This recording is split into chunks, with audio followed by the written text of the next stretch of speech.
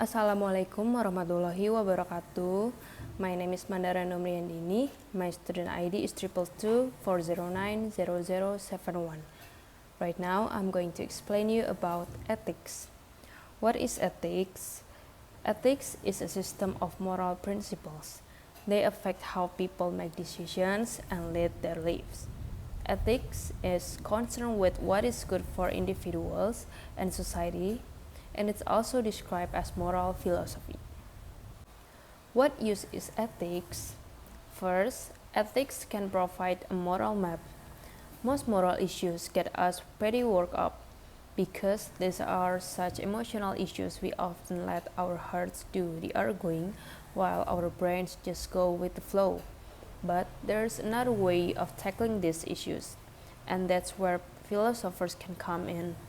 They offer us ethical rules and principles that enable us to take a cooler view of moral problems. So, ethics provide us with a moral map, a framework that we can use to find our way through difficult issues. Second, ethics can pinpoint a disagreement. Using the framework of ethics, two people who are arguing a moral issue can often find that what they disagree about is just one particular part of the issue, and that they broadly agree on everything else. That can take a lot of it out of the argument and sometimes even hint at a way for them to resolve their problem. But sometimes ethics doesn't provide people with the sort of help that they really want. The third, ethics doesn't give right answers. Ethics doesn't always show the right answers to moral problems. Indeed, more and more people think that for many ethical issues there isn't a single right answer, just a set of principles that can be applied to particular cases to give those involved some clear choices. Some philosophers go further and say that all ethics can do is eliminate confusion and clarify the issues. After that, it's up to each individual to come to their own conclusions. The fourth, ethics can give several answers. Many people want there to be a single right answer to ethical questions. They find moral ambiguity hard to live with because they generally want to do the right thing, and even if they can work out what that right thing is, they like the idea that somewhere there is one right answer. But often there isn't one right answer. There may be several right answers or just some least worst answers, and the individual must choose between them. For others, moral ambiguity is difficult because it forces them to take responsibility for their own choices and actions, rather than falling back on convenient rules and custom. And the next is about ethics and people. First, ethics is about the other.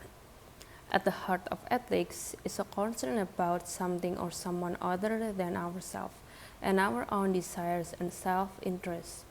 Ethics is concerned with other people's interests, with the interests of society, with God's interests, with ultimate goods, and so on.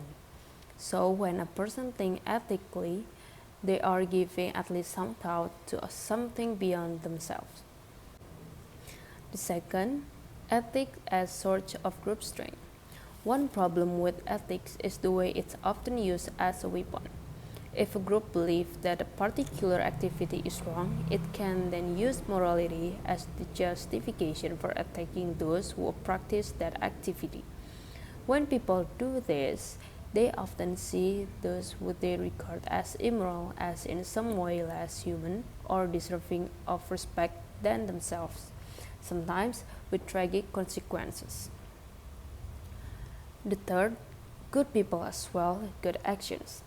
Ethics isn't only about the morality of particular courses of action, but it's also about the goodness of individuals and what it means to live a good life. Fit to ethics is particularly concerned with the moral character of human beings. The fourth, searching for the search of right and wrong. At times in the past, some people thought that ethical problems could be solved in one of two ways. First, by discovering what God wanted people to do.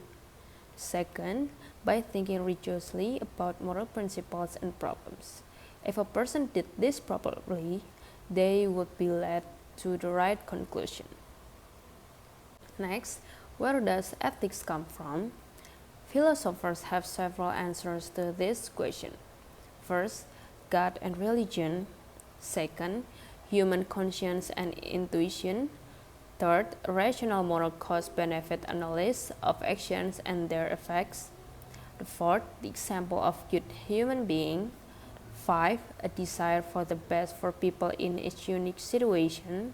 And the last one is political power. The next is ethical impact of digital technology.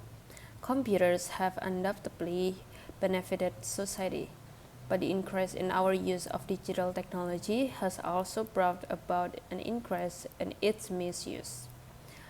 First, fake news. Although nothing new and once considered harmless April Fool's fun, the internet has allowed for the instantaneous spread of misinformation to global audiences. Instead of harmless fun, fake news is now increasing the possibility of exploitation, discrimination, and inequality.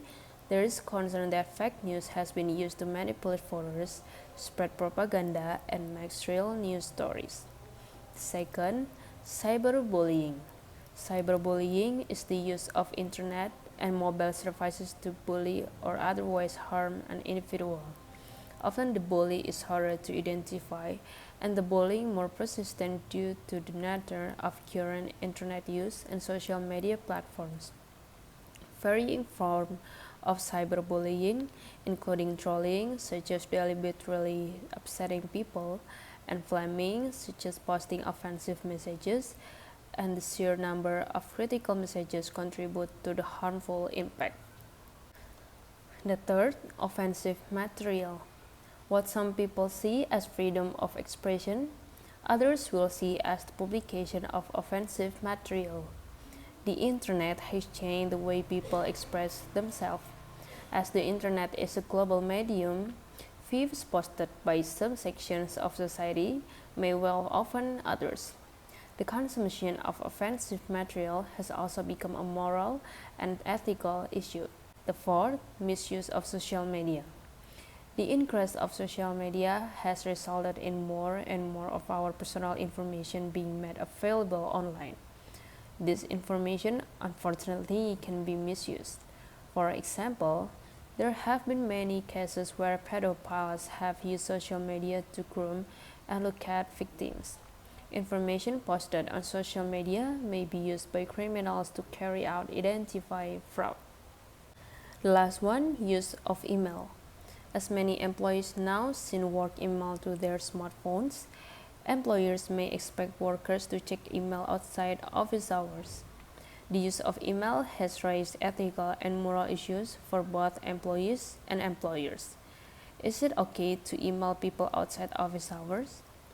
Does an email intrude on a person's home life? Is it okay to monitor employee email for personal use? These issues pose a quandary for both employees and employers, particularly in the absence of clear company policies. The use of email could become an ethical and legal minefield. So that's all from me. Thank you.